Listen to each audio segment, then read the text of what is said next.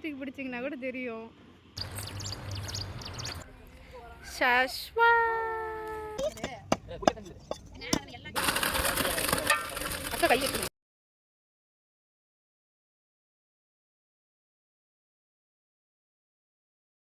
Hi எல்லாருக்கும், எல்லோரும் எப்படி இருக்கீங்க? நான் தான் இந்து.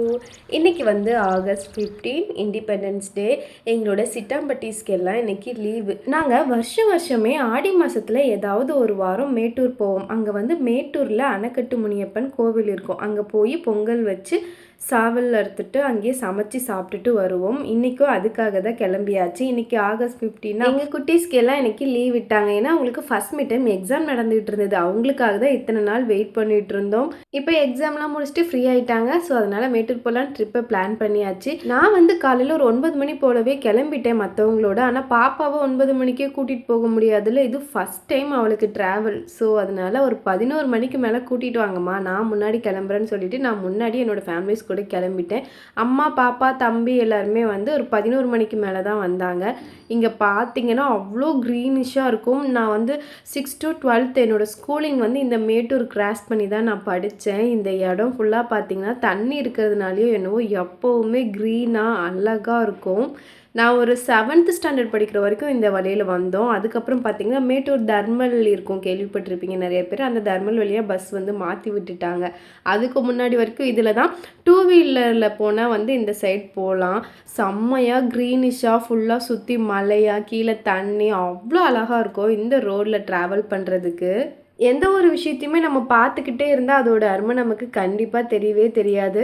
நம்ம யாராவது சொல்லி அது பார்க்கும்போது இவ்வளோ அழகாக இருக்கா அந்த இடம் அப்படின்ற மாதிரி தோணும். அதே மாதிரி தான் பார்த்திங்கன்னா அவ்வளோ அழகாக இருக்கும். இங்கே இருக்கிறவங்களுக்கு இதோட அழகெல்லாம் தெரியவே தெரியாது. ஆனால் நம்ம அது ஒரு வீடியோவாக பார்க்கும்போது மற்றவங்க சொல்லும் போது ரொம்ப அழகாக நம்ம கண்ணுக்கு தெரியும். இன்றைக்கும் எனக்கு அப்படி தான் இந்த வீடியோ விஷுவலில் பார்க்கும்போது நம்ம மேட்டூரா இப்படி இருக்குது அப்படின்ற மாதிரி இருந்தது. அவ்வளோ அழகாக இருக்கும் அந்த இடம். அப்புறம் பார்த்திங்கன்னா இது வந்து மேட்டூர் பஸ் ஸ்டாண்ட் போகிற வழி. அந்த சைடு லெஃப்ட் சைட் போனோம்னா வந்து மேட்டூர் பஸ் ஸ்டாண்ட் இருக்கும். இந்த சைட் பார்த்திங்கன்னா மேட்டூர் டேம் ஒட்டி ஒரு பார்க் இருக்கும். அதுக்கு பக்கத்தில் தான் வந்து கோவிலும் இருக்குது. இப்போ நாங்கள் பார்க் பக்கமாக தான் நாங்கள் போயிட்டுருக்கோம். போன வருஷம்லாம் பார்த்திங்கன்னா பயங்கரமாக தண்ணி இருந்தது. அங்கே 16 டேம் இருக்குல்ல, அங்கேயே நின்று எவ்வளோ நேரம் தண்ணியெல்லாம் பார்த்துட்டு அதுக்கப்புறம் தான் இங்கே வந்தோம். ஆனால் இந்த டைம் ஸ்ட்ரெயிட்டாக வந்துட்டோம். ஏன்னா தண்ணியே இல்லையே, எதை பார்க்குறதுன்ட்டு இங்கே வந்து இதுதாங்க எங்கள் மேட்டூரில் இருக்க பார்க். இதில் வந்து ஒரு கேப் உள்ளே போகும். அது வழியாக தான் கோவிலுக்கு போகணும். ஆக்சுவலாக எங்கள் குட்டீஸ்லாம் எங்கள் கூட வந்ததே நாங்கள் பார்க்குக்கு கூட்டிகிட்டு போவோன்னு சொல்லி தான். ஆனால் நாங்கள் கோவிலுக்கு போயிட்டு சமைக்கிறதுக்கே ரொம்ப லேட் ஆகிடுச்சா, அதனால் அவங்கள பார்க் கூட்டிகிட்டு போகவே முடியல. கண்டிப்பாக நெக்ஸ்ட் வீக்கில் வந்து ஒரு நாள் அவங்கள கூட்டிகிட்டு போகிறோன்னு சொல்லியிருக்கோம். நாங்கள் சமைக்கிறதுக்கு எடுத்துகிட்டு வந்த திங்ஸ் எல்லாமே அங்கேயே வச்சுட்டு வெறும் பொங்கல் வைக்கிறதுக்கான திங்ஸை மட்டும் எடுத்துகிட்டு கோவிலை பார்த்து கிளம்பியாச்சு. நாங்கள் போன டைம் பார்த்திங்கன்னா ஒரு 9 மணி தான் இருக்கும்.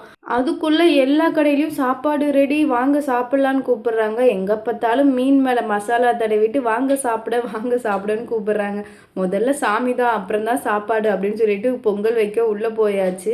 ஒரு எலி பார்த்திங்கன்னா அவ்வளோ கூட்டமாக இருக்குது. ஆனால் அது கொஞ்சம் கூட பயம் இல்லாமல் வெளியே தைரியமாக சுற்றிக்கிட்டு இருந்தது. நேற்று மழை வேறு லைட்டாக பேஞ்சிருந்ததா, அதனால் வந்து அடுப்பு எரியவே இல்லை. நாங்களும் என்னென்னவோ பண்ணி கடைசியாக அடுப்பு பற்ற வச்சு பொங்கல் வைக்க ஆரம்பித்தாச்சு. நான் வந்து சின்ன பொண்ணாக இருக்கும் போதுலேருந்து இந்த இடத்துக்கு வரேன். அப்போலேருந்து இந்த 2 மரமுமே இருக்குது. அதுக்கு பக்கத்தில் அந்த பக்கமும் ஒரு மரம் இருக்கும். அது பார்த்திங்கன்னா ஒரு இடத்த பந்தல் போட்டு வெயில் உள்ளே வராத மாதிரி கவர் பண்ணால் எப்படி இருக்குமோ அதே மாதிரி தான் இந்த இடம் இருக்கும். ஃபுல்லாக அதோட கிளைகள்லாம் பார்த்திங்கன்னா அப்படியே பந்தல் போட்ட மாதிரி பின்னி வெயிலே உள்ளே வராத மாதிரி அவ்வளோ அழகாக வந்து இருக்கும். இந்த இடமே ஃபுல்லாக க்ரீனிஷாக இருக்கும், வெயிலே உள்ளே வராது. அதை மேலே பார்த்துட்டு இருக்கும்போது திடீர்னு அங்கே ஒரு சவுண்டு. என்னடான்னு பார்த்தா அந்த மிட்டாய், பொம்மை மிட்டாயின்னு சொல்லுவாங்கள்ல, அது நாங்கள் ஸ்கூல் படிக்கும் போதெல்லாம் இதை வாங்கி கையில் வாட்சாகவும் ரிங்காகவும் அப்படிலாம் செஞ்சு பார்த்துட்ருப்போம். ஆனால் இப்போ யாருமே வாங்குறதில்ல போல் அந்த சாக்லேட்லாம். என் பையனுக்குலாம் இது என்னன்னே தெரியாது. அப்புறம் பேசிக்கிட்டே பொங்கலையும் ரெடி பண்ணியாச்சு. சாமிக்கு இருக்கிற மாலை, தேங்காய் பழம் எல்லாமே எடுத்து வச்சுக்கிட்டு பொங்கல் வந்து அப்படியே கொண்டுட்டு போக முடியாது. அதனால கொஞ்சமாக சாமிக்காக மட்டும் ஒரு வாழை இலையில் பொங்கலை எடுத்து வச்சுட்டு சாமி கும்பிட உள்ளே கிளம்பிட்டோம். என்னன்னு தெரியல லீவ்னால என்னென்னு பயங்கரமான கூட்டங்க. எப்போவுமே இந்த இடம் கூட்டமாக தான் இருக்குமா என்னென்னு தெரியல. நாங்கள் லீவ் டேஸில் தானே வர்றது. ஆனால் எப்போவுமே நான் பார்க்குறப்ப இங்கே கூட்டமாகவே தான் இருக்கும். இது வந்து ரொம்பவே சக்தி உள்ள சாமி. இங்கே வந்து கயிறுலாம் கட்டிட்டு போவாங்க. பயந்தவங்களுக்குலாம் இங்கே வந்து தீர்த்தெல்லாம் தெளிப்பாங்க, பயம் போயிடும் அப்படின்னு சொல்லிட்டு. அப்புறம் நாங்கள் அங்கே எல்லாம் சாமிலாம் கும்பிட்டுட்டு மேலே வந்து ஒரு இடம் இருக்குது, அங்கே வந்து சமைக்கலாம் அப்படின்ட்டு போயிடுவோம். எப்போவுமே வருஷம் வருஷம் இங்கே தான் வருவோம். ஸோ வந்த உடனே கடன்னு ஒவ்வொரு வேலையாக செய்ய ஸ்டார்ட் பண்ணியாச்சு. ஃபஸ்ட்டு வந்து நாங்கள் வந்த உடனே சாப்பாடு வந்து ரெடி பண்ணலான்னு குக்கரில் அரிசியை போட்டு வச்சாச்சு. அதுக்கப்புறமா நாங்கள் வந்து கோழியை க்ளீன் பண்ண ஆரம்பித்தோம். இதுக்கு வந்து ஒரு அண்ணாவை கூட்டிகிட்டு வந்தோம். அவங்க வந்து என் ஹஸ்பண்ட் கூட வேலை செய்கிற அண்ணா தான். அவங்கள வந்து கூட்டிகிட்டு வந்திருந்தோம். அவங்க கடகடன்னு க்ளீன் பண்ணிகிட்டு இருந்தாங்க. நாங்கள் இந்த சைடு சாப்பாடு வெந்துட்டு இருக்கும் போதே பக்கத்தில் இருக்க அடுப்பில் வந்து எக்கையும் பாயில் பண்ணி வச்சிடலாம் அப்படின்ட்டு எக்கு கழுவி அதுக்குள்ளே போட்டு வச்சுக்கிட்டு இருந்தோம். ஆக்சுவலி பார்த்திங்கன்னா வாங்கிட்டு வந்தது என்னமோ 30 முட்டை தான். அதில் 4 முட்டை வந்து உடஞ்சிருச்சு. சரி ஓகேடா இருக்கிறதையாவது பாயில் பண்ணிடலான்னு அதை பொறுமையாக வச்சு அதை தண்ணி ஊற்றி இந்த பக்கம் அடுப்பில் வச்சுட்டு இங்கே கோழி க்ளீன் பண்ணிகிட்டு இருந்தாங்கல்ல, அவங்க என்ன பண்ணிகிட்டு இருக்காங்கன்னு பார்க்கலான்ட்டு அங்கே போனோம். அந்த அண்ணா கடன்னு கோழியெல்லாம் க்ளீன் பண்ணிட்டாங்க. இனிமேல் கட் பண்ணுற வேலை மட்டும்தான். இதையுமே ஒரு 20 நிமிஷத்தில் வந்து அந்த அண்ணா கட் பண்ணி கொடுத்துட்டாங்க. அப்புறம் இந்த சிக்கன் கிரேவிக்கு தேவையான இஞ்சி பூண்டு பேஸ்ட்டு, வெங்காயம் இதெல்லாம் வந்து வீட்டிலேருந்தே எடுத்துகிட்டு வந்துட்டோமா. தக்காளி மட்டும்தான் கட் பண்ண வேண்டியதாக இருந்தது. அதையும் வந்து நான் கட் பண்ணி வச்சுட்டேன். இங்கே அந்த அண்ணா க்ளீன் பண்ணும்போது நானும் அதுக்கானதெல்லாம் எடுத்து வச்சுட்டேன். அப்புறம் வீட்டிலேருந்து கொண்டு வந்தது எல்லாத்தையுமே எடுத்து அரேஞ்ச் பண்ணிட்டேன். அப்புறம் இந்த அண்ணா கட் பண்ணி போட்ட உடனே அந்த சிக்கனை நல்லா மஞ்சத்தூள் போட்டு கழுவிட்டு சாதம் வேக வச்சுருந்தோம்ல அந்த குக்கர்லேயே போட்டு ஒரு 4-5 விசில் விட்டு எடுத்துடலாம் அப்படின்னு சொல்லிட்டு இருந்தோம். சாதமும் வெந்துருச்சா அதை வந்து ஒரு பாத்திரத்தில் மாற்றிட்டு குக்கரை வாஷ் பண்ணிவிட்டு அப்புறமா அந்த கறியை மஞ்சத்தூள் போட்டு கொஞ்சமாக இஞ்சி பூண்டு பேஸ்ட்டு உப்பு சேர்த்து விசில் விட்டுட்டோம். ஏன்னா பார்த்தீங்கன்னா அதில் ஒரு 2-3 டைப் ஆஃப் கோழி இருந்தது. எது சீக்கிரம் வேகாதுன்னு தெரியாதுல்ல, அதனால ஈவனாக ஒரே மாதிரி குக் ஆகணும்னு சொல்லிட்டு குக்கரில் வச்சுட்டோம். ஒரு 4-5 விசில் வந்ததுக்கப்புறம் அதை ஆஃப் பண்ணிட்டோம். இந்த பக்கம் பார்த்தீங்கன்னா கிரேவிக்கு எண்ணெய் அப்புறம் இந்த பட்டை, கிராம்பு, சோம்பு இதெல்லாம் போட்டுட்டு இஞ்சி பூண்டு பேஸ்ட்டு வீட்டிலேருந்து ரெடி பண்ணி கொண்டு வந்தோமா அதையும் அதில் போட்டுட்டு ஒரு 1/4 கிலோவுக்கு மேலேயே இருக்கும் சின்ன வெங்காயம். அதை வந்து வீட்லேயே அரைச்சி எடுத்துகிட்டு வந்துட்டோம். அதையும் இதில் போட்டுட்டு நல்லா கலந்து விட்டுட்டு பச்சை வாசனை போனதுக்கப்புறமா வந்து மஞ்சத்தூளும் மிளகாத்தூளும் சேர்த்து நல்லா கலந்து விட்டுட்டோம். வேறு எந்த தூளுமே வந்து முதல்ல ஆட் பண்ணல. மிளகாத்தூள் மட்டும் போட்டு நல்லா கலந்து விட்டுட்டு ஏற்கனவே வேக வச்சுருந்தோம்ல சிக்கன் அதை வந்து இதில் மாற்றிக்கிட்டோம். அதில் இருக்க தண்ணியை வந்து அப்படியே இதில் ஊற்றிட்டோம். என் ஹஸ்பண்ட் சொன்னார் அப்போவே சிக்கனில் நிறைய தண்ணி விடும், தண்ணி வைக்கும் போது கம்மியாக வைங்கன்ட்டு. நானும் என் நாத்தனாரும் பேசிக்கிட்டே கொஞ்சம் நிறையாவே தண்ணி ஊற்றிட்டோம். அதனால் வந்து அந்த தண்ணியும் சேர்ந்து சிக்கன் விடுற தண்ணியும் சேர்ந்து நிறைய தண்ணி அதில் சேர்ந்துருச்சு. சரி அப்படியே கிரேவியில் ஊற்றிடலான்னு சொல்லிட்டு தண்ணியோடையே அதுக்குள்ளே ஊற்றிட்டோம். கொஞ்சம் நேரம் கொதிச்சா வந்து நல்லா கிரேவி மாதிரி கெட்டியாயிரும் அப்படின்னு சொல்லிட்டு அப்புறமா கொஞ்சம் ஒரு 10 நிமிஷம் நல்லா கொதிச்சதுக்கு அப்புறமா கொத்தமல்லி தூள், சிக்கன் மசாலா, அப்புறம் கொஞ்சமாக கறி மசாலா சேர்த்துக்கிட்டோம். சேர்த்து நல்லா கலந்து விட்டுட்டு ஒரு 10 நிமிஷம் அது எப்படா ரெடி ஆகும்னு சொல்லிட்டு வெயிட் பண்ணிட்டு இருந்தோம். அப்புறம் என் ஹஸ்பண்ட் இதை எங்ககிட்ட விட்டுட்டு மீன் குழம்பு வந்து வைக்கிறதுக்காக கொடுத்துருந்தாங்களா, அது என்ன நிலைமையில இருக்குன்னு பார்த்துட்டு வந்துடுறேன்னு சொல்லிட்டு போயிருந்தாங்க. நானும் ஒரு 10 நிமிஷமாக அந்த அடுப்புக்கிட்டே நின்றுட்டு இருந்தேன். அந்த தண்ணி எப்படா சுண்டோ கிரேவி ஆகும் அப்படின்ட்டு. ஆனால் அது கிரேவி ஆகுற மாதிரியே தெரியல. தண்ணி வேறு ரொம்ப அதிகமாக சேர்த்துட்டோமோ அப்படின்னு யோசிச்சுட்டு இருந்தேன். அப்புறம் கொஞ்ச நேரத்துலேயே என் செல்லக்குட்டி வந்தாச்சு. அம்மா, தம்பி, அப்புறம் பாப்பா 3 பேரும் தான் வந்திருந்தாங்க.